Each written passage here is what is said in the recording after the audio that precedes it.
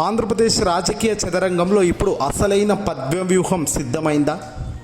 ఒకవైపు అనుభవం అని చెప్పుకునే చంద్రబాబు, మరోవైపు పవన్ కళ్యాణ్.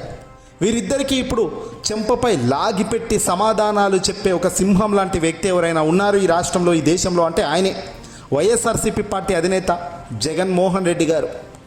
జగన్ తాజాగా విసిరిన మావిగన్ అస్త్రం ఊపిరి పీల్చుకోవడంలో కూడా కూటమి ఇబ్బంది పడే పరిస్థితికి వచ్చింది.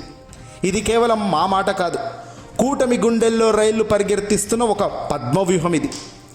అవును, అమరావతి చుట్టూ తిరుగుతున్న రాజకీయాలకు చెక్ పెడుతూ విశాఖపట్నాన్ని గ్లోబల్ మ్యాప్లో నిలబెట్టేలా జగన్ వేసిన టైమింగ్ చూస్తుంటే ప్రత్యర్థులు చిత్తవ్వాల్సిందే అనిపిస్తోంది. మావిగన్ గురించి జగన్ గారు మాట్లాడుతుంటే దాన్ని కాదనలేక, కౌంటర్ ఇవ్వలేక కూటమి పెద్దలు నెత్తి పట్టుకుంటున్నారు. కూటమి నేతల మౌన ముద్రలో పడిపోయారు. సరిగ్గా ఇదే ఒక నాయకుడికి ఉండాల్సిన అసలైన లక్షణంగా పెద్దలు చర్చించుకుంటున్నారు. ప్రజల్లో ఒక విషయాన్ని బలంగా పంపడంలో జగన్ మళ్ళీ సక్సెస్ అవుతూనే ఉన్నారు. మీకు శాటిలైట్ బలం ఉండొచ్చు, మీకు అబద్ధాన్ని ప్రచురితం చేసే వందల కొద్ది పేపర్లు ఉండొచ్చు, పెద్ద పెద్ద మీడియా సంస్థల అధినేతలు మీ అండ ఉండొచ్చు, కానీ ఇక్కడ జగన్ వాస్తవాల వైపు నిలబడుతున్నాడు. విశ్లేషణ ఇవ్వడంలో వాస్తవాలకున్న విలువలను ప్రజల వద్దకు పంపుతున్నాడు.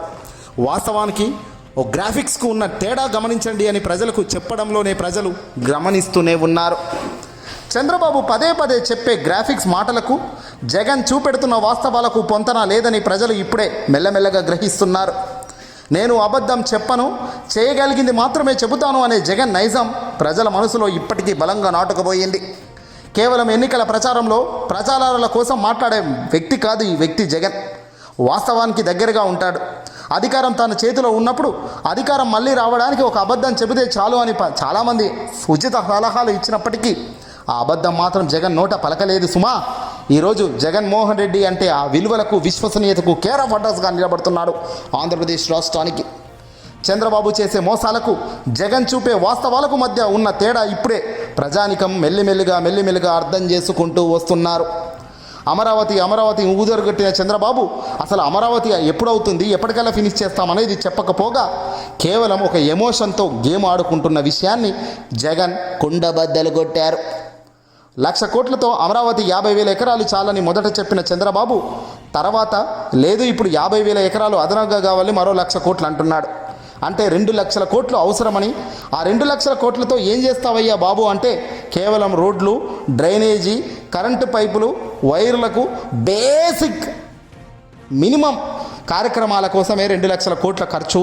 దాదాపు 20 సంవత్సరాలు, 25-30 సంవత్సరాలు పడుతుంది సమయం అని చెప్తున్నాడు.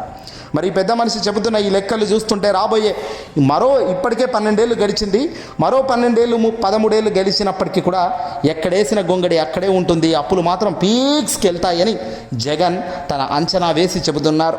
అంచనా కాదు, ప్రాచిత్తంగా ఎవడైనా ఒక ఎడారి లాంటి భూమిలోకి వెళ్ళి, పొలాల్లోకి వెళ్ళి రాజధాని నిర్మిస్తామని చెబితే నమ్మే వాడు ఎవడైనా ఉన్నాడా? హైదరాబాదును ఎవరో రాజధాని చేస్తానని నిర్మించలేదు. ప్రజలు రావడం, యథేచ్ఛగా ఇంప్రూవ్మెంట్లు అవ్వడం, నివాసం పొందడం, ఆ నివాసాన్ని ప్రజలు విపరీతంగా మెల్లిమెల్లిగా ఎకానమీ బిల్డ్ అవుతూ రావడం వల్ల వందల సంవత్సరాల తర్వాత ఈరోజు మహానగరంగా దేశంలో అత్యున్నత గొప్ప స్థాయిలో హైదరాబాద్ నిలబడుతుంది. అంతేగాని ఎవరో పెన్ను పెట్టి స్కెచ్ గీసి చేసింది కాదు. కానీ ఈరోజు నేను పెన్ను పెడతాను, నేను స్కెచ్ గీస్తాను, నేను చెప్పిందే చేస్తాను, నేను చెప్పిందే జరుగుతుంది అంటూ భ్రమలు కల్పిస్తూ తన అమరావతి ఏటీఎం కార్డులాగా మోదీ చెప్పిన మాట గతంలో అమరావతిని ఓ ఏటీఎంలా వాడుకుంటున్నాడు, పోలవరం అమరావతి రాజధాని అని. మరి ఇప్పుడు వాటికే చేకూరుతున్న వాళ్ళని కూడా ఏమనాలి? చంద్రబాబు వాస్తవాలు నిజంగా చెప్తాడా? ఇదే వాస్తవాలు చంద్రబాబు నిజంగా వాస్తవాలే చెబుతాడు అనుకుంటే ఎన్నికలకు ముందేం చెప్పాడు, ఎన్నికల తర్వాత ఏమైంది? ఎన్నికలకు ముందేమో నేను సంపద సృష్టించి మీకు పంచుతాను, ఆ జగన్ ఏమో అప్పులు చేస్తున్నాడు అని అన్నారు.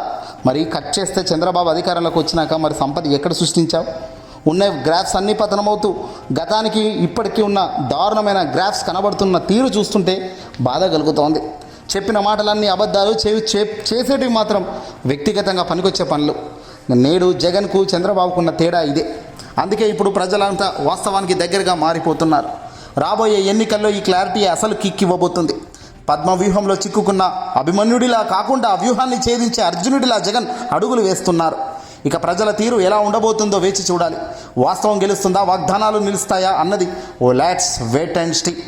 మరికొద్ది రోజులు లెట్స్ వెయిట్ అండ్ సీ.